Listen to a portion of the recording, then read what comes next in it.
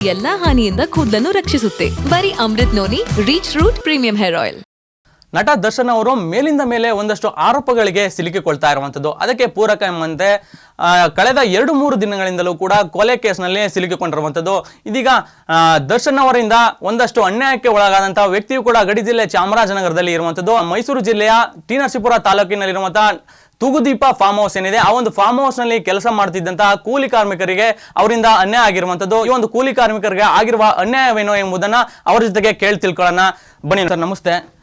ದರ್ಶನ್ಗೂ ನಿಮಗೂ ಮೂಲ ಏನು ಸಂಬಂಧ ಸರ್? ಸರ್ ಅವ್ರ ತೋಟದಲ್ಲಿ ನಾನು ಕೂಲಿ ಮಾಡ್ಕೊಂಡು ಜೀವನ ಮಾಡೋಕೆ ಹೋಗಿದ್ದೆ ಸರ್. ಕೂಲಿ ಮಾಡ್ಕೊಂಡು ಹೋಗಿದ್ದೆ. ಕೂಲಿ ಮಾಡ್ತಾ ಇರ್ಬೇಕಾದ್ರೆ ಅವ್ರ ಎತ್ತುಗಳನ್ನ ಎತ್ತಿ ಹಿಡ್ಕೊಂಡು ಲಾಳ ಕಟ್ಸೋಕೆ ಹೋಗ್ಬೇಕಾದ್ರೆ ಎತ್ತಿ ಹಿಡ್ಕೊಂಡ ತಕ್ಷಣ ಎತ್ತಿ ಕೊಂಬು ಕಣ್ಣು ಹೊಡೆದ್ಬಿಡ್ತು ಸರ್. ಹೊಡೆದಾಗ ಕಣ್ಣಲ್ಲಿ ಹೊಡೆದು ತಲೆಯಲ್ಲಿ ಬಂದ್ಬಿಡ್ತು ಸರ್. ಅವರೇ ಕರ್ಕೋಗಿ ನನಗೆ ಟ್ರೀಟ್ಮೆಂಟು ಆಪ್ರೇಷನ್ಗೆ ಎಲ್ಲ ವ್ಯವಸ್ಥೆನೂ ಮಾಡಿಸ್ಬಿಟ್ಟು ಪುನಃ ಲಾಸ್ಟಲ್ಲಿ ನಿನ್ಗೆ ಹೆದರ್ಕೊಬೇಡಕಣ, ನಾನಿದ್ದೀನಿ, ನಿನಗೇನು ಏನಾಗಬೇಕು, ನಿನ್ನ ಇದೆಲ್ಲ ನಾವು ನೋಡ್ಕೊತೀವಿ ಕಣೋ ಅಂತ ಹೇಳಿದ್ರೆ ಹೊರ್ತು ತಕ್ಕಂದಿಲ್ಲಿಗೆ ಬಿಟ್ಟೋದು ಸರ್. ಯಾರು ನನ್ನ ತಿರುಗಿ ಎತ್ತಲ ಯಾರನ್ನ ಬಂದು ನೋಡಲಿಲ್ಲ ಸರ್. ಈ ಥರ ಘಟನೆ ಆಗಿ ಎಷ್ಟು ವರ್ಷ ಆಗಿರ್ಬೋದು ಸುಮಾರು? ಅಂದರೆ ಈಗ ನಿಮಗೆ ಏನೆಲ್ಲ ಸಮಸ್ಯೆಗಳು ಬಂದಿದ್ದಾವೆ ಇಲ್ಲಿವರೆಗೆ? 10 ವರ್ಷದಿಂದ ಅಂತ ಹೇಳ್ತೀರಾ? 10 ವರ್ಷದಿಂದ ಏನೆಲ್ಲ ಸಮಸ್ಯೆಗಳು ಬಂದಿದ್ದಾವೆ? 10 ವರ್ಷದಿಂದ ಸಮಸ್ಯೆಗಳಂತೆ ಏನು ಸಮಸ್ಯೆ ಹೇಳಿ ಸರ್? ಯಾವಾಗ ಬಿದ್ದಿರೋ ಜಾಗದಲ್ಲಿ ಬಿದ್ದೀನಿ. ಅದೇ ನಮ್ಮ ತಾಯಿಯವ್ರು ಕೂಲಿಗಿಲಿ ಮಾಡ್ಕೊಂಡು ಒಂದು ಟಿಪ್ಟಿ ಕೊಡೋದು ತಿನ್ಕೊಂಡು ಓದಾಡ್ತಾ ಬಿದ್ದೀನಿ. ನಾನು ಇನ್ನೇನಂತ ಸಮಸ್ಯೆ ಹೇಳಿ ಸರ್? ಈಗ ಕೇಳಕ್ಕೆ ಹೋಗ್ತೀನಿ ಅನ್ನೋ ಒಂದು ನನ್ನ ಜೀವನಕ್ಕೆ ಕೇಳಕ್ಕೆ ಹೋಗ್ಬೇಕು ಅನ್ನೋ ಆಸಕ್ತಿನೂ ನನ್ನ ಕೈಲಿ ಸಾಲ್ತಾ ಇಲ್ಲ. ಇಲ್ಲಿ ಈಗ ನಾನು ಹೋಗ್ತಿಲ್ಲ. ಈಗ ನನ್ನ ಪರ ಕೇಳಕ್ಕೆ ನಮ್ಮ ಮನೇಲಿ ಗಂಡಸ್ಕೊಳ್ಳೋನವರು ಇಲ್ಲ ನಮ್ಮ ತಾಯಿ ನನ್ನ ಬಿಟ್ಟು ಹೋಗಿ ಕೇಳಕ್ಕೆ ಹೋಗ್ತೀವಿ ಅಂದರೆ ನಾನೇ ನೋಡೋರೆ ಗತಿ ಇರಲ್ಲ. ನಾನು ಹೆಂಗೆ ಸರ್ ವ್ಯವಸ್ಥೆ ಮಾಡೋ ಏನು ಹೇಳೋದು ಸರ್? ಅಂದರೆ ಸರ್ ಈಗ 10 ವರ್ಷ ಆಯಿತು ನಿಮಗೆ ಈ ಥರ ಆಗಿ, ಅಲ್ಲಿಂದನೂ ಕೂಡ ದರ್ಶನ್ ಅವರು ಕೂಡ ಬಂದಿಲ್ವಾ, ಅಥವಾ ಅವ್ರ ಕಡೆಯಿಂದ ಏನಾದರೂ ನಿಮಗೆ ಪರಿಹಾರ ಕೊಡಿಸುವಂಥ ಕೆಲಸ ಆಗಿಲ್ವಾ ಅಂತ? ಇಲ್ಲ ಸರ್, 10 ವರ್ಷದಿಂದ ಅವರಿಂದ ಒಂದು ಸೌಲಭ್ಯ ಅನ್ನೋದು ಏನೂ ಇಲ್ಲ ಸರ್. ಒಂದು ಪರಿಹಾರನ ಏನು ನನಗೆ ಕೊಡ್ತಕ್ಕದಿಲ್ಲ ಸರ್. ಈಗ ನೀವು ಪರಿಹಾರ ಕೇಳೋಕ್ಕಾಗಲಿ ನೀವು ಹೋಗ್ಲಿಲ್ವಾ, ಅಥವಾ ನಿಮ್ಮ ಮನೆಯವ್ರು ಹೋಗ್ಲಿಲ್ವಾ ಏನು ಅಂತ ಸರ್? ಹೋದಾಗ ಏನಾದರೂ ಘಟನೆಗಳು ಆಯ್ತಾ, ಅಥವಾ ಹೋಗಿ ಏನಾದರೂ ಸ್ಪಂದಿಸ್ತ್ರಾ ಅಂತ? ಸರ್ ಅದೇ ಹೋಗಿದ್ದು ಅವಾಗ ಲೇಟಾಗಿದ್ದ ಟೈಮಲ್ಲಿ ನನಗೆ ಅದೇ ಗೇಟ್ ಬಾಕ್ಲ ಬೀಗ ಹಾಕಿಬಿಟ್ಟು ನಾಯಿಗಳಂತೂ ಬಿಟ್ಬಿಟ್ಟು ಒಳಕ್ಕೆ ನುಗ್ಗಕ್ಕೆ ಭಯ ಪಡಬೇಕು ನಾವು. ಅವ್ರ ಗೇಟ್ ಒಳಕ್ಕೆ ನುಗ್ಗಿ ಹೋಗ್ಬೇಕಾದ್ರೆ ಭಯ ಇರಬೇಕು. ಆ ಥರ ಭಯ ಕೇಳೋಂಥ ಇದೇ ಬಿಡಲಿಲ್ಲ ಸರ್. ಅಂದರೆ ನಟ ದರ್ಶನ್ ಅವರೇ ನಾಯಿನ ಹೇಳಿ ಬಿಡಿಸಿದ್ರು ಅಂತ ಹೇಳ್ತಿದ್ದಾರೆ, ಹೆಂಗೆ ಅಂತ ಸರ್? ದರ್ಶನೇ ಬಿಡಿಸಿದ್ರು ಅಂತ ಅವರ ಬಾಯ್ಬಿಟ್ಟು ನಮ್ಮ ಹತ್ರ ಹೇಳಕ್ಕೆ ಬಂದಿದ್ರು ಸರ್. ಇಲ್ಲ ಅವರ ಆಳಲ್ಲಿ ನಕಾರ ಆಳಿದ್ರು. ನನ್ನ ಜೀವನದಲ್ಲಿ ನಾನು ಮಾತ್ರವಲ್ಲ, ನನ್ನ ಕೂದಲು ಕೂಡ ಆಗಿರ್ಬೇಕು ಸ್ಟ್ರಾಂಗ್ ಅಂಡ್ ಸ್ಟೈಲಿಶ್. ಬರೀ Amrut noni reach root premium hair oil ನೊಂದಿಗೆ. Rich root premium hair oil. ಇಲ್ಲ ಆಳ್ಗಳು ಬಿಟ್ರ ನಮ್ಮ ದರ್ಶನ್ ಸಾಹೇಬ್ರು ಬಿಟ್ರ ಅಂತ ಅದು ಮಾತ್ರ ಗೊತ್ತಿಲ್ಲ ಸರ್. ಒಟ್ಟಿನಲ್ಲಿ ನೀವು ಹೋದಾಗ ನಾಯಿ ಬಿಟ್ಟಿದ್ದು ಸತ್ಯ? ನಾಯಿಗಳು ಗೇಟ್ ಬೀಗ ಹಾಕಿದ್ದು. ಪುನಃ ನಾವಾಗಿ ಗೇಟ್ ಬೀಗ ತಗಪ್ಪ ಅಂತ ಕೇಳ್ತಿ. ಅಲ್ಲಿ ಗೇಟ್ಲಿ ಇದ್ದವ್ರನ್ನ ನಮ್ಮ ಸಾಹೇಬ್ರು ಗೇಟ್ ಬೀಗ ಹಾಕು ಅಂತ ಹೇಳ್ಯಾರ, ಯಾರನ್ನ ಒಳಗೆ ಬಿಡ್ಬೇಡ ಅಂತ ಹೇಳ್ಯಾರ ಅಂತ ಅಂದ್ಬಿಟ್ಟು ನಮ್ಮನ್ನ ಗೇಟಿಂದ ಹೊರಗೆ ಕಳಿಸ್ತದೋ. ಹಿಂದ್ಬಿಟ್ಟು ನಾಯಿಗಳೆಲ್ಲ 7 ನಾಯಿಗಳು ಬಂದು ಅಡ್ಡ ನಿಂತಿದ್ದು ಆಗಿದ್ದು ನಿಜ ಸರ್. ಅಂದರೆ ನೀವು ಯಾವ ಫಾರ್ಮ್ ಹೌಸ್ಲಿ ಕೆಲಸ ಮಾಡ್ತಾಯಿದ್ರಿ ಮತ್ತು ಏನು ಕೆಲಸ ಮಾಡ್ತಿದ್ರಿ ಅಂತ ಅಲ್ಲಿ? ಅದೇ ಆರಂಭ ಮಾಡೋದು, ಈ ಎತ್ತುಗಳ್ಗೆ ಆರಂಭ ಮಾಡೋದು, ಹಸುಗಳನ್ನ ಹಾಲು ಕರೆಯೋದು.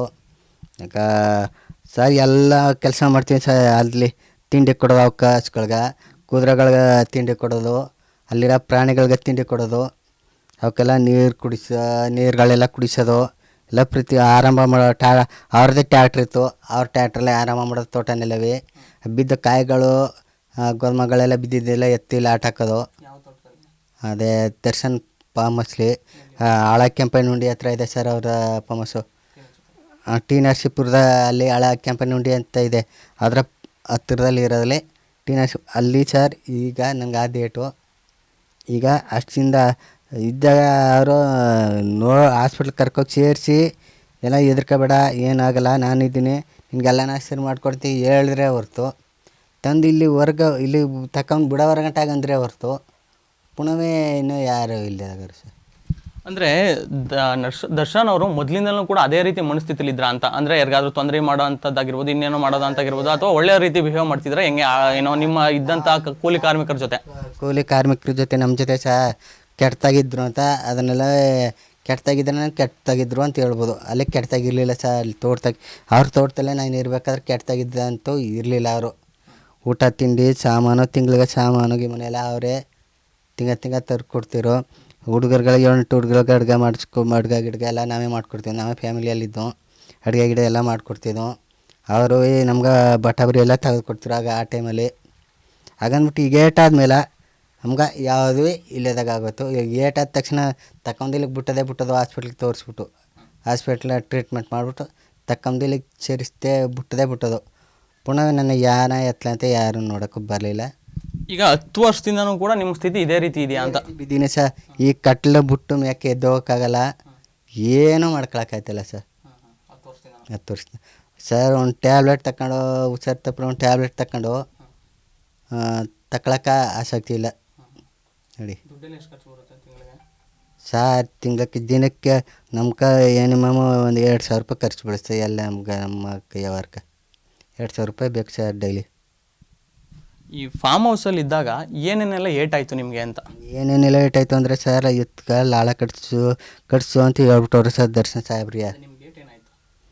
ಏಟಂದರೆ ಸರ್ ಅದೇ ಎತ್ತು ಕೊಂಬ್ಗೆ ಹಿಂಗೆ ಹೊಡೆದ್ಬಿಡ್ತು ಸರ್. ಲಾಳ ಕಟ್ಸೋಕೆ ಹೋದ ತಕ್ಷಣ ನಾನು ಎತ್ತಿ ಹಿಡ್ಕೊಂಡು ಲಾಳ ಕಟ್ಸೋಕೆ ಹೋದ ತಕ್ಷಣ ಲಾಳ ಕಟ್ಸೋಕೆ ಹೋದಿ ಸರ್. ಹೋದ ತಕ್ಷಣ ಎತ್ತಿ ಕೊಂಬು ಹಿಂಗೆ ಕಣ್ಣು ಹೊಡೆದು ಇಲ್ಲಿ ಇಲ್ಲಿ ಬಂದ್ಬಿಡ್ತು ಸರ್. ತಲೆ ಬಂದ್ಬಿಡ್ತು. ಆಗ ಬಂದಾಗ ಏನು ಮಾಡ್ತು, ತಲೆಯಲ್ಲಿ ಬಂದ್ಬಿಟ್ಟು ನಂಗೆ ಜ್ಞಾನಪಣ ಒಂದು ಇಲ್ದಾಗಾಯಿತು. ಹೋದ ತಕ್ಷಣ ಅಲ್ಲೇ ಬಿದ್ಕೊಂಡೆ. ಪುನಃ ಬಿದ್ಕೊಂಡ್ಮೇಲೆ ಅವರೇ ತಗೊಂಡೋಗಿ ಹಾಸ್ಪಿಟ್ಲೆಲ್ಲ ಹಾಸ್ಪಿಟ್ಲಿಗೆ ಸೇರಿಸಿ ಟ್ರೀಟ್ಮೆಂಟ್ ಎಲ್ಲ ಅವರೇ ಕೊಡಿಸ್ಬಿಟ್ಟು ನೀ ಹೆದರ್ಕೋಬೇಡ ಎಲ್ಲದಕ್ಕೂ ನಾನು ನಿನ್ನ ವ್ಯವಸ್ಥೆ ಎಲ್ಲ ಮಾಡ್ತೀನಿ ಅಂತ ಹೇಳ್ಬಿಟ್ಟು ಪುನಃ ತಿರ್ಯಕ್ಕೆ ಯಾರೂ ಬಂದು ನಮಗೆ ಏನೂ ಕೊಡಲಿಲ್ಲ ಸರ್. ಇದಿಷ್ಟು ಕೂಲಿ ಕಾರ್ಮಿಕರಾದಂತಹ ಮಹೇಶ್ ಅವರ ಮಾತಾಗಿರುವಂಥದ್ದು. ಏನೋ ನಟ ದರ್ಶನ್ ಅವರ ಟಿ ನರಸೀಪುರ ತಾಲೂಕಿನಲ್ಲಿರುವಂಥ ಫಾರ್ಮ್ ಹೌಸ್ನಲ್ಲಿ ನಾನು ಕೆಲಸ ಮಾಡ್ತಿದ್ದೆ. ಆ ಒಂದು ಕೆಲಸ ಮಾಡುವ ಸಂದರ್ಭದಲ್ಲಿ ನನ್ನ ತಲೆಗೆ ಮತ್ತು ಕಣ್ಣಿಗೆ ಬಲವಾದ ಏಟು ಬಿದ್ದಿತ್ತು. ಅದಾದ ಬಳಿಕ ನನಗೆ ಚಿಕಿತ್ಸೆಯನ್ನು ಕೂಡ ಕೊಡಿಸಿದ್ರು. ಆದರೆ ಅದಾದ ಬಳಿಕ 10 ವರ್ಷದಿಂದಲೂ ಕೂಡ ದರ್ಶನ್ ಅವರು ನನ್ನ ನೋಡಲಿಕ್ಕೆ ಬಂದಿಲ್ಲ. ನನಗೆ ಪರಿಹಾರ ಕೊಡ್ತೀನಿ ಅಂತ ಹೇಳಿದ್ರು, ಆದರೆ ಯಾವುದೇ ರೀತಿಯ ಪರಿಹಾರವನ್ನು ಕೊಟ್ಟಿಲ್ಲ ಅಂತ ಇದೀಗ ಕೂಲಿ ಕಾರ್ಮಿಕರಾದಂತಹ ಮಹೇಶ್ ಅವರು ಆರೋಪ ಮಾಡ್ತಾ ಇರುವಂಥದ್ದು. ಸಾಗರ್ ಕುಮಚಾಳ್ಳಿ, ವಿಸ್ತಾರ ನ್ಯೂಸ್, ಚಾಮರಾಜನಗರ. ಅನುಕ್ಷಣದ ಸುದ್ದಿಗಳಿಗಾಗಿ ವಿಸ್ತಾರ ನ್ಯೂಸ್ ಯೂಟ್ಯೂಬ್ ಚಾನೆಲ್ ಸಬ್ಸ್ಕ್ರೈಬ್ ಮಾಡಿ. ಹೊಸ ಸುದ್ದಿಗಳ ನೋಟಿಫಿಕೇಶನ್ಗಾಗಿ ಬೆಲ್ ಐಕಾನ್ ಕ್ಲಿಕ್ ಮಾಡಿ. ಲೇಟೆಸ್ಟ್ ಅಪ್ಡೇಟ್ಸ್ಗಾಗಿ www.vistaranews.com ವೆಬ್ಸೈಟ್ಗೆ ವಿಸಿಟ್ ಮಾಡಿ. ಅಂಗೈಯಲ್ಲೇ ಜಗತ್ತಿನ ಸುದ್ದಿ ತಿಳಿಯಲು ವಿಸ್ತಾರ ನ್ಯೂಸ್ ಕನ್ನಡ ಆಪ್ ಡೌನ್ಲೋಡ್ ಮಾಡಿ.